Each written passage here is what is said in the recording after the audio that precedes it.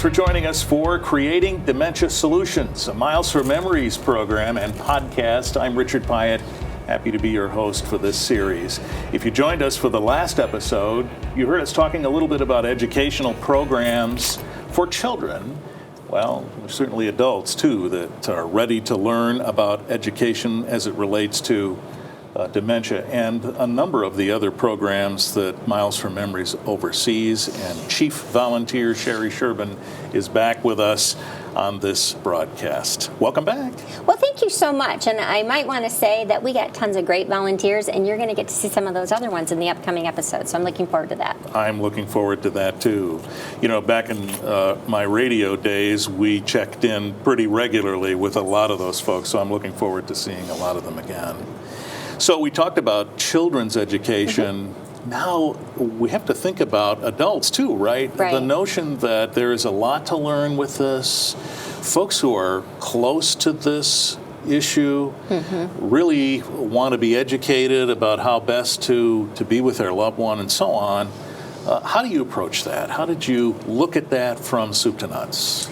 You know, there is a lot about dementia that is challenging to understand. Oftentimes, we took the view years ago and we kind of lumped it all into Alzheimer's disease. And what we've discovered is that there are hundreds of different types of dementia. So there's value in learning about those different types as well, right? And how do we begin to share information about that without proclaiming to be the experts in those categories, because certainly we deal with and work with our researchers who do a lot of that background work, but there's also other agencies that do a lot of that work, and we want to make sure that we always give them credit for that.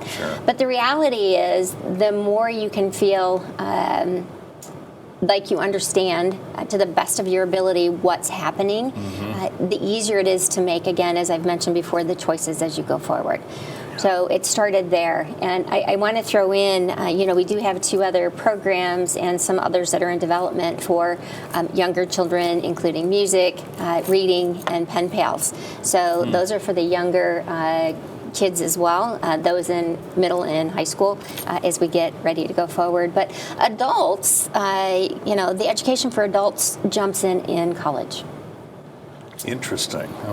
Right? So we do have a lot of work that we put together with Michigan State University. Our researchers are at Michigan State University. When we do our research updates regularly, we have students that have been engaged in the learning process that help present at our research update, as an example. And the Olivet College is another one of those programs that has been instrumental in this process, as well as Albion College, who did the initial work in helping to define what we might want to include in a coloring book, which was the build for the actual show. Yeah. So think about that. We're not just talking about an organization that saw a need to offer programming, but once you've done that, now we're talking about having to consult experts and understand how best to convey the information and what information you need to convey. We're not just, what did they say, whistling Dixie anymore? This is serious now. It is serious. And the best part about all of Miles for Memories is that it's a group of volunteers that are committed to making sure that others know what they want to know. Help them to maybe learn or look at things maybe they don't want to look at the same time. And we have volunteers from across the spectrum, not only in age groups, that we also have nutrition and movement and all of those other types of activities that begin to get incorporated into that learning process. So how do you determine, when you're talking about the programs to educate adults, where your focus is going to be? Because, the children certainly, they have a certain range of information they may need, but adults now, we're talking about, I presume, a wider range, right? So how do you zero in on what you need? Well, part of that comes with the trainings that we do are based off certifications that we've received from other organizations. So one of them is Dementia Friends. One of them is the development of a dementia-friendly community that we are engaged in. Another is Dementia Minds. Another is dementia-capable care, and dealing with dementia is another one. They're all certifications for different level of understanding. Wow. And teaching different individuals, and different volunteers from the organization have gone through those different training processes. So one of them might be Dementia Friends, which is a short presentation. It's 30 minutes or so, and it's just general information about dementia to sort of launch the conversation, right? One of the very simple components in that particular training is to take a situation and ask them how many different steps it might take to create a peanut butter and jelly sandwich. Now, you and I might think off the top of our heads that that's a really simple process, but when you have to break that down step by step by step by step, and suddenly you've got 25 different steps just to make a peanut butter and jelly sandwich, there is an easier understanding of how that process can be interrupted at some point in time because something else happened. Right? Sure. And sometimes we don't know all the steps till we start counting them. Right? Yeah, we have some folks that have 3 on their paper, and I challenge them to think a little further. And then we have some that can get up to 40 different steps just to make a peanut butter and jelly sandwich, depending on where you live. So it does present an understanding of how we look at things, too, and how we can expand that understanding of the different things that are in front of us. And then you can move into the next level. We've done a variety of different courses at places of business. We've done programs through KCC and offered them there for the general population to understand that. And those can be anywhere from 2 to 4 hours. We've done then very specialized trainings in businesses that will take anywhere from 4 to 8 hours. And then we have a certification program that takes 16, and that's really for the professional who wants a better understanding of putting together some of those care plans for them to be able to move forward. And then they're able to act as a fiduciary to educate others. Yeah, definitely.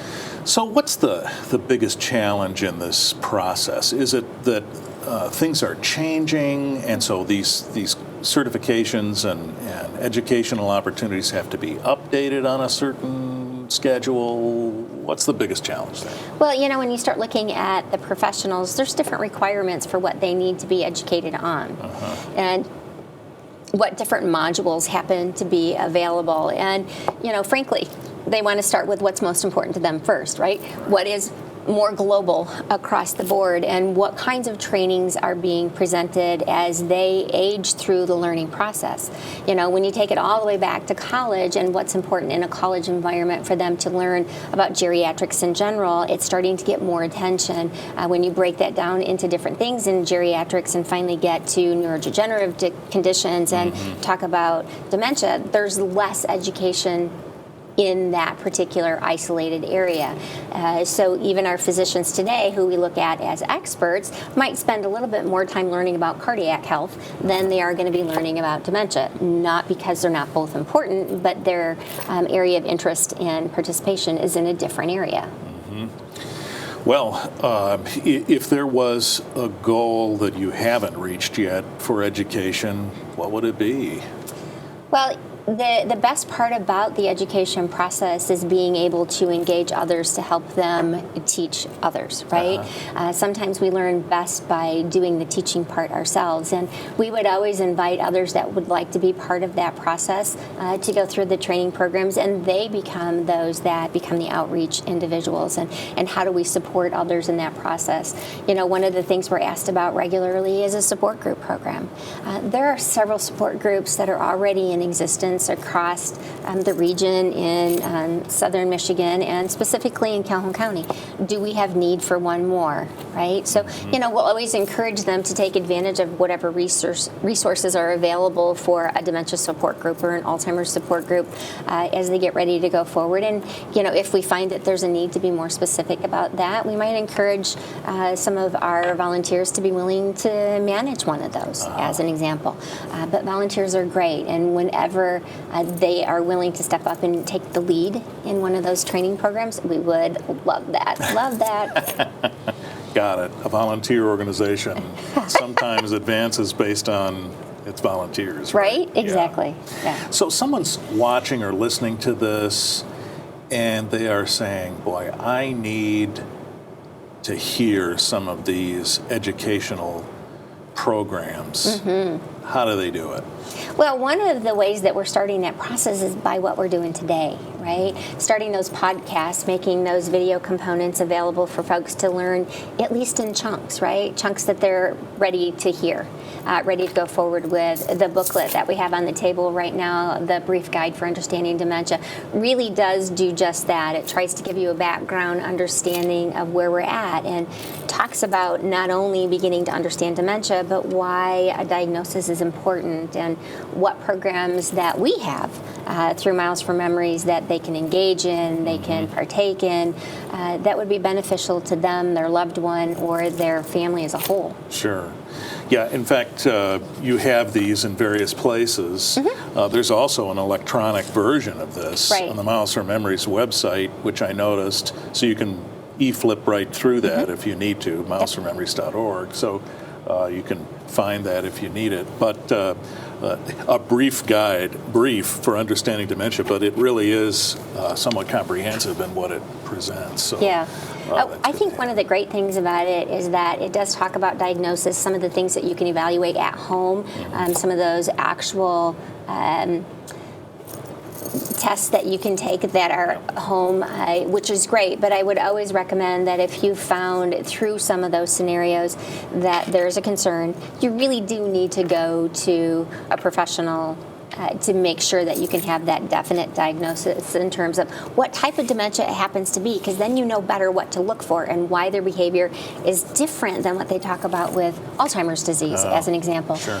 So again, you feel more comfortable going forward. And then in the very back of the book, there is just a list of different resources for some of those programs for kids, the different programs that we were aware of, at least in our area, that might be able to help them as well go forward. So they're in there for their use.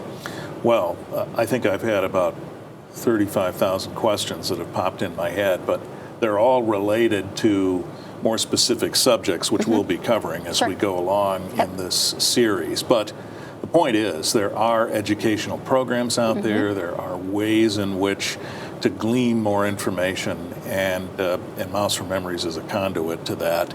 So MilesForMemories.org, of course, is the website that you'll want to check. As you look at the year out from here, are there in-person programs that you intend to do more of as we cross the year, which, you know, when we're talking now, it's January, but we'll blink and it'll be July or something, and we'll want to get those on our schedule. Oh, most definitely. One of which is a traveling scenario, which we really haven't mentioned. We do have an inflatable brain. It's 10 feet by 16 feet by 13 feet. Oh, my. And it blows up. It is large enough for a person, even in a wheelchair, to be able to go in and around. There are different signs, depending on which age group we happen to be working with, where they can read the information that are on the different placards located throughout the use of the brain. We bring that to youth programs, we bring it to colleges, we bring it to training events and outside activities that we have going on. So it's another opportunity to draw someone in to go, and can I ask another question? So the brain is a great thing at a variety of different locations. A couple of things that are coming up are the research update, which I've already mentioned, which is the last Tuesday in April. And I believe that's April 26th. That's going to be at the Cool Family Center. And we will have our researchers come give us an update on where we're at with things as it relates to dementia. We will have some of the students come and present at that as well. And then we will finally have just sort of a follow-up of how last year went, right? What kinds of things did we do last year? How many bracelets did we distribute? What did we do with the dollars that were raised at our main event as we get ready to go forward? We will be looking at bringing back the Vineyards event, which is a lifestyle program, which is great. We'll be moving to the next step of the Melodious Memories program, which kind of took a stall for a period of time there. We talk about large movement and a companion program for the caregivers, so we're looking at the development and the release of that particular program, hopefully by the end of the year. That's been under the works or in the works during COVID for the past year now, and evaluating how we're going to move forward with that particular program and the launch. And there's many, many more, but the biggest one that I want to invite folks to participate in is the main event.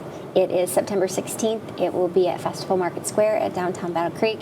And the whole intention behind that is to introduce, welcome, help folks understand that just because someone in your family lives with dementia doesn't mean you need to stay home, right? It's meant to incorporate folks from young to old in this walk and really accentuate the fact that movement is really valuable. So part of that walk includes either a half-mile walk or a full mile for folks that want to do that. We'll have some dance and movement going on at that particular event, and some other movement activities that happen on site. We'll have painting and different things for the kids, and it's just, there's no cost. So we certainly will welcome donations, don't get me wrong, right? Because it's with those donations that we develop and release these programs. Without those dollars, we can't do that. And our whole intent is to develop and release those programs in Calhoun County, because that's where the money is coming from. And our dollars rest at the Battle Creek Community Foundation, right? So we do have that fiduciary oversight, which we really do appreciate. It's not just sitting in a bottom drawer at somebody's house, right? That's not the case. We are very fiscally responsible with each and every one of the dollars that comes in. And to that end, that same date is the launch of the marathon. And the whole idea of the marathon is to move a half a mile a day. That's it. Take a nice short walk. And by the end of 2 months, you will have completed more than 26 miles, which is the marathon. Right. But it's hopefully enough to develop a pattern to keep going. Well, you talked about a number of things that are coming in the coming weeks and months, and so folks can watch the website, right? Yes. Because there'll be details on that, MilesForMemories.org.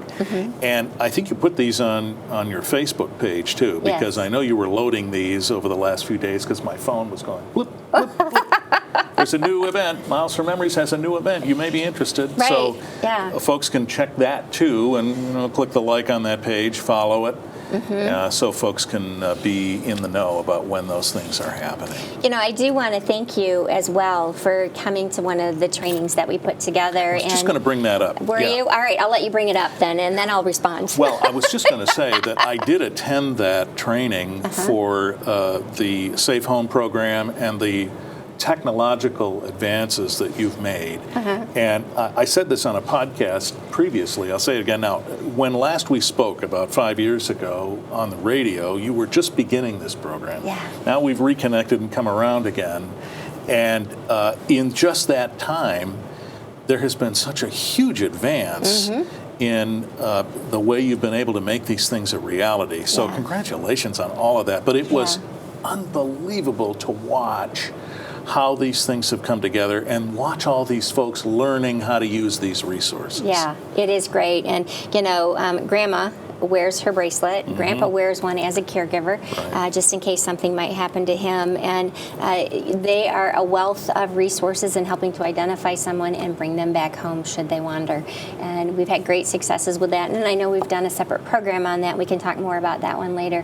But if anybody really wants to get any of these, they can go to our ordering site, which is m3-tech.org. So M as in Michigan, 3-tech.org. And all the devices are on there, and folks can order those from that. And just quickly, the idea behind it is if someone was away from home and unsure of what to do, there's a QR code on the back of that bracelet or that nugget or whatever they're using. A quick scan with a camera on a smartphone can reconnect that person. And we did talk about that in a previous podcast episode, so you can certainly look for that and have a listen. But congratulations. It's just really great to see how this has moved so quickly. Yes. Well, thank you for that. And, you know, I have to give a great shout out to all of the volunteers. The leadership group has been very instrumental in making all of these strides going forward. The trainings that you were at, as an example, we had probably 10 from the leadership group that were there helping with the training so that we could really move the event forward in that day. And I work hard at trying to get other folks to talk more. Well, we'll do it. In fact, we'll do it on this program. Creating Dementia Solutions is a Miles for Memories program on Access Vision and a podcast as well. MilesForMemories.org has all of that information. So click through and stay engaged, and we'll be staying engaged with folks over the course of several episodes in 2023. So thanks for being with us. I'm Richard Pyatt. Creating Dementia Solutions is our program.